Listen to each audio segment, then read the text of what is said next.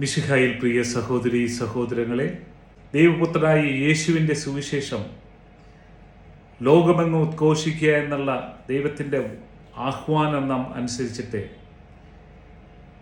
കർത്താവ് നൽകുന്ന ഓരോ പ്രവർത്തനങ്ങൾ മേഖലകളിലും അത്ഭുതങ്ങളും അടയാളങ്ങളും തന്നുകൊണ്ട് തന്നെയാണ് നമ്മളെ അനുഗ്രഹിക്കുന്നത്.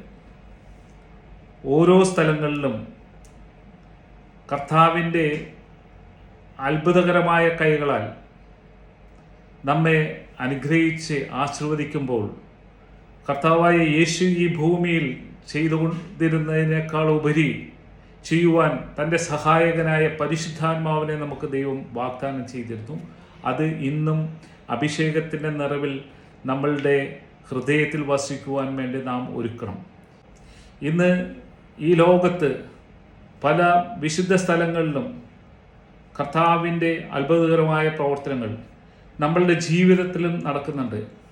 നമ്മൾക്കുണ്ടാകുന്ന ഓരോ പ്രയാസങ്ങളിലും ഇതെങ്ങനെ തരണം ചെയ്യുമെന്ന് നാം ആശങ്കപ്പെട്ടുകൊണ്ടിരിക്കുന്ന സമയത്തും നമ്മൾ അറിയാതെ കർത്താവിൻ്റെ കരങ്ങളിൽ നാം സുരക്ഷിതരായി സഞ്ചരിക്കുവാൻ സാധിക്കുന്നു. ആബേലും കായേലും ബലിയർപ്പിച്ചപ്പോൾ ആബേലിൻ്റെ ബലി സ്വീകരിച്ചു, എന്നാൽ കായൻ്റെ ബലി തിരസ്കരിച്ചു.